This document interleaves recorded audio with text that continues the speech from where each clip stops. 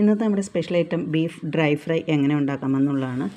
അതിനായിട്ട് കട്ട് ചെയ്ത ബീഫ് വളരെ തിന്നായിട്ട് സ്ട്രിപ്സായിട്ട് കട്ട് ചെയ്യുക. അതിനകത്തേക്ക് കുറച്ച് മഞ്ഞൾപ്പൊടി, കുറച്ച് ഉപ്പ്, കുറച്ച് കുരുമുളക് പൊടി എല്ലാം ചേർത്ത് നല്ലപോലെ മിക്സ് ചെയ്തിട്ട് നമ്മൾ ചൂട് കട്ടിയുള്ള അതായത് കുക്കറിൽ വിസിലടിച്ച് നോർമൽ ബീഫ് വേവിക്കുന്ന പോലെ തന്നെ വേവിച്ചെടുക്കുക.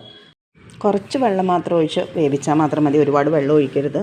ബീഫ് വേവുമ്പോൾ ഓൾറെഡി അതിനകത്ത് വെള്ളം കുറച്ച് വരും, പിന്നെ അത് വറ്റിക്കാൻ ബുദ്ധിമുട്ടായിരിക്കും.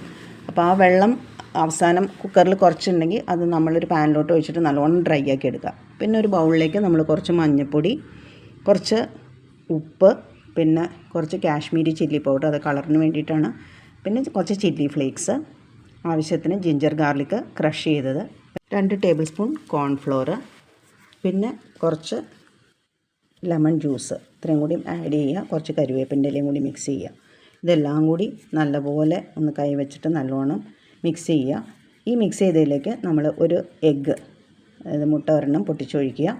അതിന് ശേഷം ഒരു സ്പൂൺ റൈസ് ഫ്ലോർ, ഒരുപാട് റൈസ് ഫ്ലോറിൻ്റെ ആവശ്യമില്ല, ഒരു സ്പൂൺ ഇട്ടാൽ മാത്രം മതി. നല്ലോണം ഒരു ഫോർക്ക് വെച്ചിട്ട് ബീറ്റ് ചെയ്യുക.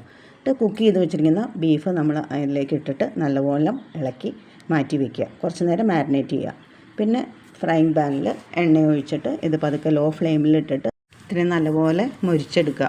ഒന്നിനോട് ഒട്ടിപ്പിടിക്കാണ്ട് ഇടയ്ക്കൊന്ന് ഇളക്കി കൊടുക്കാം, മറിച്ചിട്ട് കൊടുക്കാം.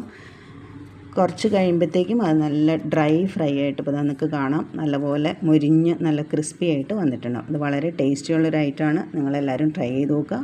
ചാനൽ ഇഷ്ടപ്പെടുവാണെങ്കിൽ ലൈക്ക് ചെയ്യുക, സബ്സ്ക്രൈബ് ചെയ്യുക. അപ്പോൾ വീണ്ടും ഒരു വീഡിയോ ആയിട്ട് നെക്സ്റ്റ് ഡേ കാണാം. See you, by.